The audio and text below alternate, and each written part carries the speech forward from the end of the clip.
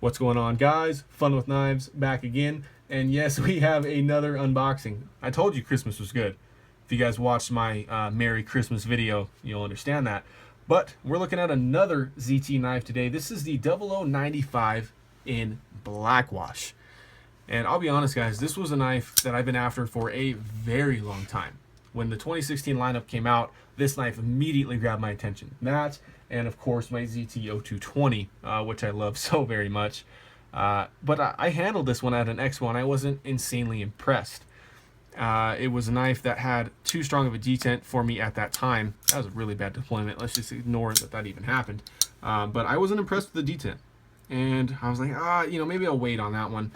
And lo and behold, I have this knife and the detent is dialed in perfectly.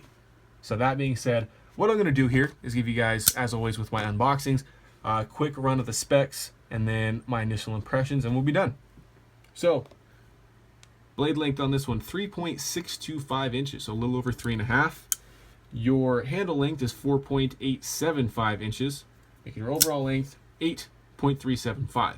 So a fairly large knife. In fact, I think this is the largest of my ZTs, if I'm not mistaken, as far as overall length goes.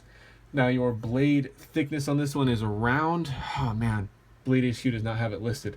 That's one thing about this knife, is that it's thinner than all my other ZTs. It's got a more slicey blade, if you will. You can see that here compared with the 0801. This has got 0.16 inch stock. So I'm guessing, I don't know, guys, 0.14, something like that. You guys might know better than I do.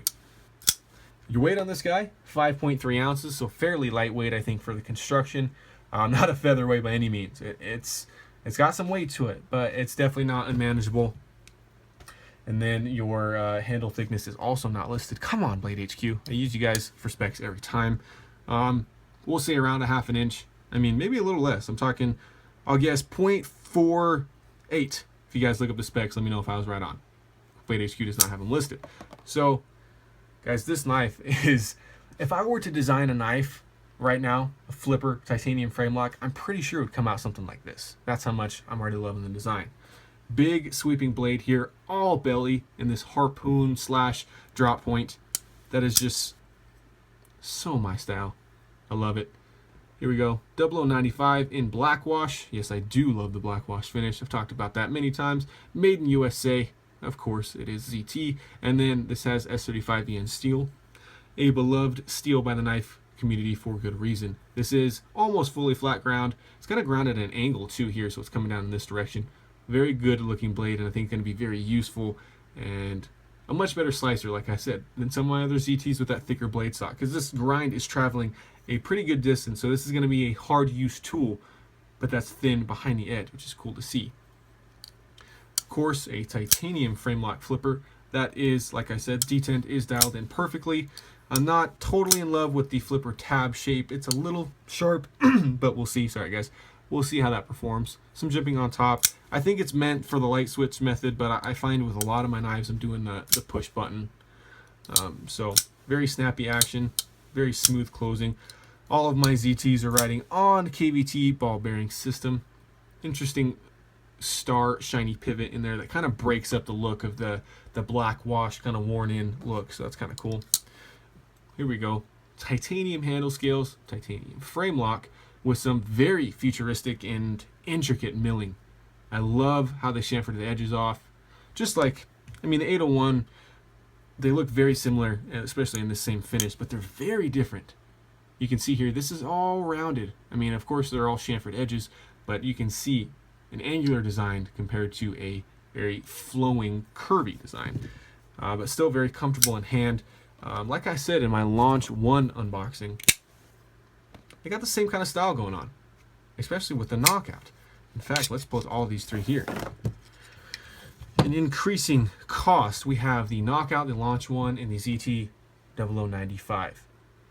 I don't know if you guys are seeing this or not, but I'm seeing some sweeping drop point big belly blades with a very similar handle shape. I don't know if anyone has discovered this, but these knives look exceedingly similar.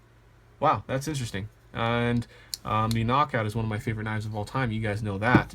So maybe that's a premonition for that Launch 1 and this ZT here, which is cool to see. Simple construction here. One just pillar in the back there. Perfect blade centering. It's got that Hinderer-esque clip here. Very functional, but it's going to ride a little bit out of your pocket. I'm sure you guys can throw on something else if you don't like that clip, but we'll see how it works, of course. I like how this flows towards the back of your pocket, you know, when it's clipped in. It's going to keep out of the way for your phone or your wallet or that kind of thing. Very open construction, very easy to clean too. Lockup is so solid. Steel lock bar insert with an over travel stop, of course. So what you can expect now that I'm done with most of my unboxings from Christmas is definitely some reviews on these knives in the future.